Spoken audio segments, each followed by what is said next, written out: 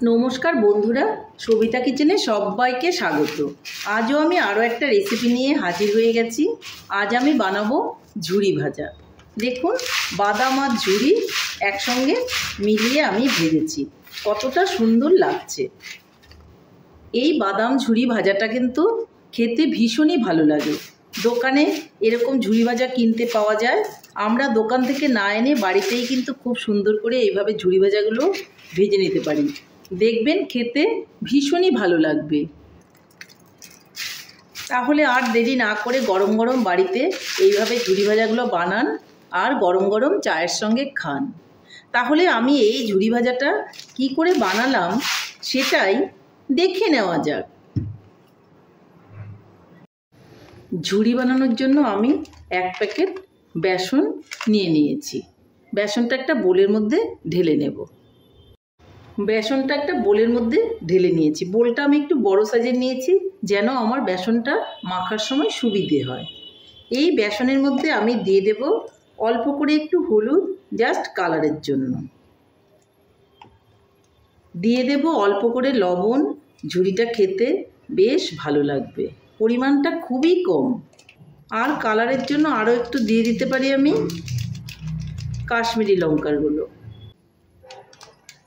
এটা আপনার ইচ্ছা হলে দেবেন বা নাও দিতে পারেন, তাতেও কোনো সমস্যা নেই। আর সবার লাস্টে আমি দেবো হিং। হিংটা কিন্তু অবশ্যই দেবেন। হিংটা দিলে পরে কিন্তু ঠিক দোকানের মতনই একটা ফ্লেভার আসবে। এখন আমি শুকনো উপকরণগুলোকে খুব ভালো করে হাতে মিলিয়ে নেব। অবশ্যই হাত দিয়ে মাখতে হবে এটা। এর মধ্যে আমি এখন পরিমাণ মতো জল দিয়ে দেব। এটা নর্মাল জল, কোনো ঠান্ডা বা গরম নয়। এইভাবে আমি জাস্ট বেসনটাকে মেখে নেব। খুব টাইট করে বেসনটা কিন্তু মাখার কোনোই প্রয়োজন নেই, আবার খুব লুজ করেও মাখার প্রয়োজন নেই। মিডিয়াম করে মেখে নেব। আরও অল্প একটুখানি জল দিতে হবে।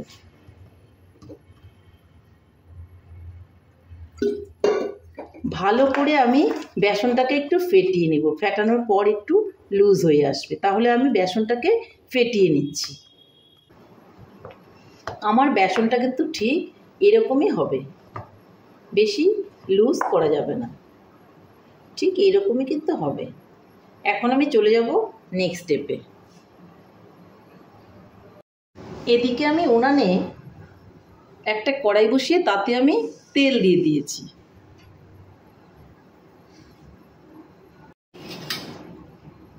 এই গ্রেটারগুলো আপনাদের প্রত্যেকের বাড়িতেই কিন্তু একটা করে থাকে।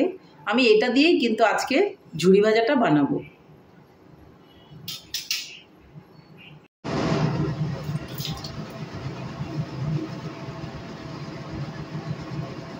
তেলটা কিন্তু আমার গরম হয়ে গেছে। আমি ঝাঁঝরাটা এই উপরে ধরবো আর হাতের মধ্যে এইভাবে একটুখানি ব্যাটার নিয়ে নিব। নিয়ে ঠিক এইভাবে ডলে ডলে ডলে ডলে আমি কিন্তু ফেলতে থাকবো। ঝুরি ভাজাগুলো কিন্তু খুব সুন্দর করে পড়ে যাচ্ছে।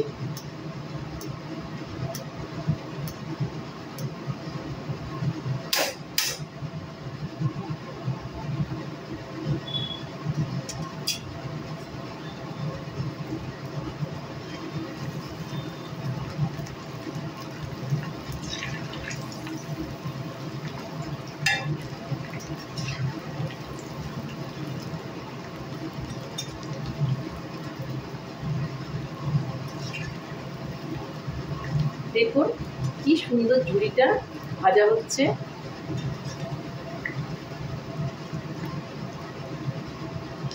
একটা মোটা মোটা ঝুরি কিন্তু খুব মেলায় দেখবেন পাওয়া যায় এই ধরনের ঝুরি ভাজা, আর খেতে কিন্তু ভীষণই ভালো লাগে।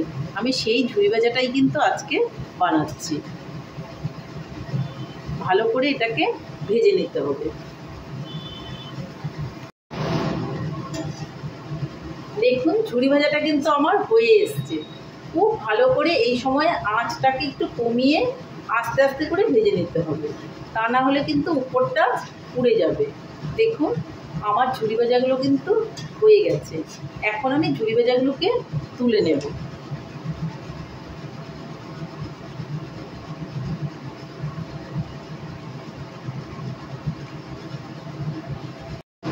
ওই ঝুরি ভাজাগুলো কিন্তু আমি তুলে নিলাম। এখন আমি অন্য আরেকটা জিনিস দিয়ে দেখিয়ে দেব। এরকম ফুটো ফুটো থালা বা গামলা সবার বাড়িতেই থাকে। এরকম একটা ফুটো থালা বা গামলা আপনারা নিয়ে নেবেন। এইভাবে কড়াইয়ের উপর ধরে এখান থেকে আলতো করে এইভাবে ফেলতে থাকবেন। এইভাবেও কিন্তু ঝুরি ভাজাগুলো খুব সুন্দর হবে। এইভাবে ডলে ডলে কড়াইয়ের মধ্যে ফেলতে হবে।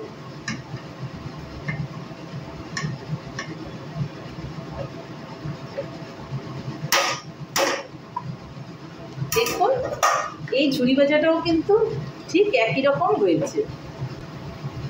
এই দেখুন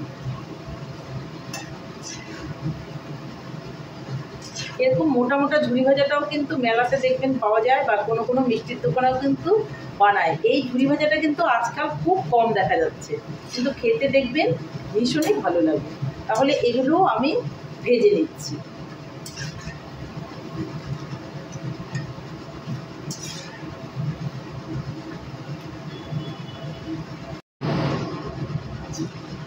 এই ঝুরি ভাজাগুলো কিন্তু হয়ে গেছে, আমি নামিয়ে নেব।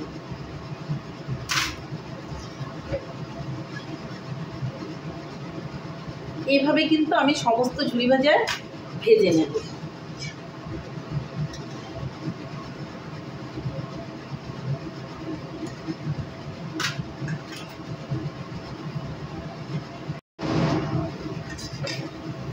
সবগুলো ঝুরি ভাজাই কিন্তু আমার তাহলে হয়ে গেল। এগুলো আমি তুলে নিচ্ছি।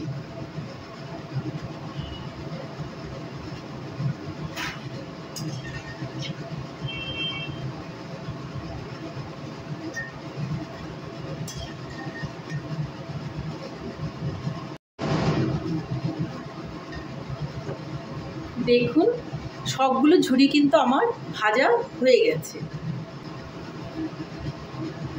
এখন আমি ওই তেলের মধ্যেই কিছু বাদাম ভেজে নেব, কারণ ঝুড়ির মধ্যে কিন্তু বাদাম থাকে। বাদামগুলো খুব ভালো করে ভেজে নিতে হবে যেন পুড়ে না যায়। যারা কখনো বাদাম ভাজেননি, বাদামগুলো একটু ফেটে গেলেই বুঝে নেবেন বাদামটা হয়ে গেছে। বাদামটা দেখবেন একটু ফাটা ফাটা হয়ে যাচ্ছে, তখনই বাদামটাকে তুলে নিতে হবে।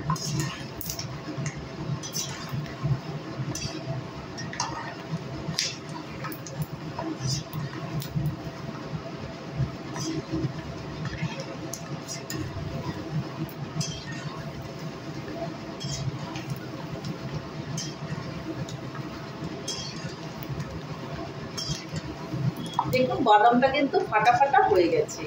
বাদামটা আমি আর ভাজবো না, বাদামটাকে আমি এখন তুলে নেব।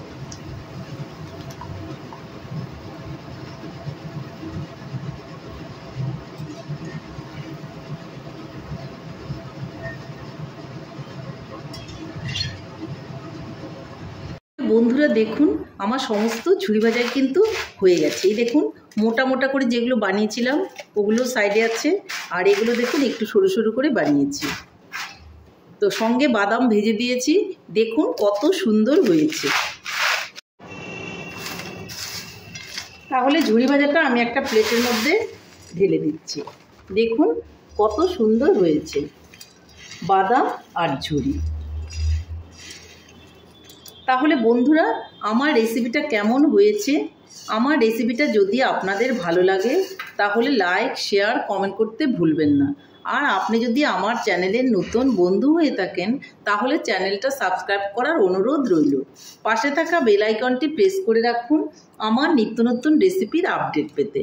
তাহলে আর দেরি কেন, ঝটপট এভাবে বাড়িতে ঝুরি বানিয়ে ফেলুন আর সবাই মিলে গরম গরম চায়ের সঙ্গে খান, দেখবেন ভীষণই ভালো লাগবে। নমস্কার, ভালো থাকবেন, সুস্থ থাকবেন। আবার দেখা হবে আরও একটি রেসিপির সঙ্গে।